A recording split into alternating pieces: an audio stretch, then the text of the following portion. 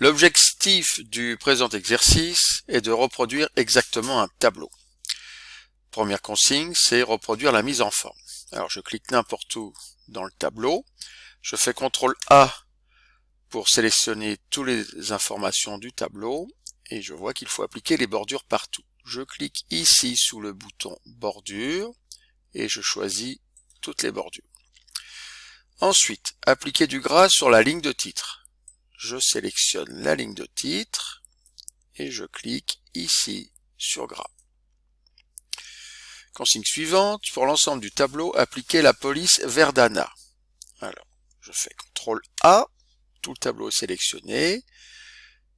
Ici, je choisis la police Verdana, je vais être malin, je vais taper V-E-R, ah c'est bon, Verdana est écrit, entrée. La taille 10, je prends la taille 10, et il faut aligner au centre. Alors, c'est ce bouton ici, aligner au centre, c'est fait. Ajuster la largeur des colonnes.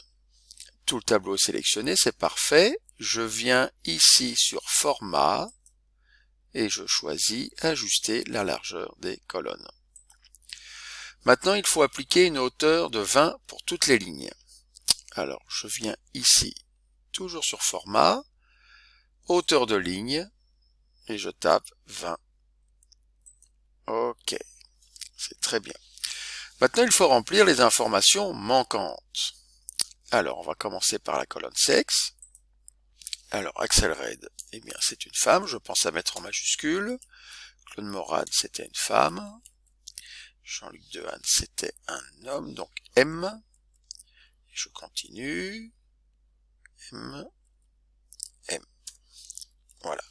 Vous remarquez qu'il ne faut pas toucher à la colonne civilité, que je sélectionne, parce que la civilité vient automatiquement en fonction du sexe, c'est F pour madame et M pour monsieur. Maintenant, on va compléter les noms de famille.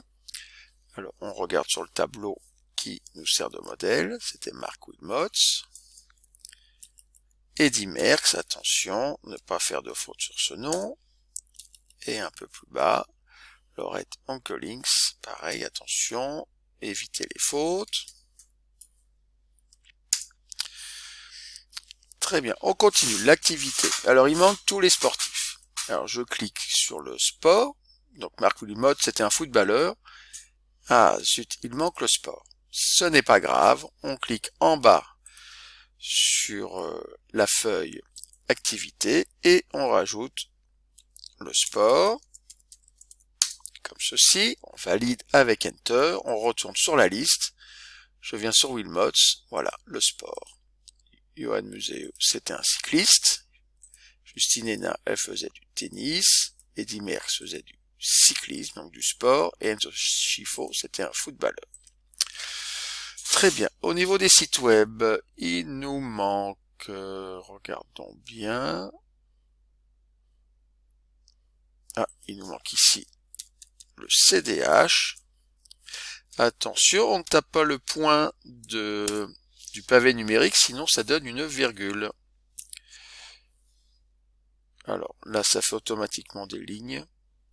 On peut faire CTRL Z pour enlever les lignes du lien hypertexte. Alors, il nous manque quoi encore? Il nous manque, alors, Axel Red, gants. Ah, zut, gants n'est pas prévu. Je vais dans la colonne des codes postaux. Je tape ici 9000. Gants. Voilà, je retourne sur la liste. Je prends 9000, je descends, c'est bon. Alors, Justine Hénin, elle, c'est 4000 Liège. 4000 Liège. Jean-Luc Dehaene, 3000. Ah, ça, on ne l'a pas. Donc, on va l'ajouter ici. 34 000. Montpellier. Ça s'écrit comme ça. Ah, j'ai fait une faute. J'enlève le S. Ah, dis donc. Voilà, là c'est bon. Je retourne sur la liste. Jean-Luc Dehaene, 34 000, pardon. Ah, regardez, il faut agrandir la colonne, ajuster la largeur de colonne. Voilà. Et Pierre Absat, lui, c'était AXL. Je note XL comme ceci. Alors, les dates de décès, on a quelques personnes qui sont décédées ici. Donc, on a Claude Morane, qui est décédé le 7 mai 2018. Ah, je dois ajuster la colonne, vous voyez. Qui d'autre? Et oui, Yannick Ordi, qui nous a quittés il y a peu de temps. Donc, c'était le 4 septembre, septembre 2020. Jean-Luc Dehaene, c'est un peu plus vieux, le 15 mai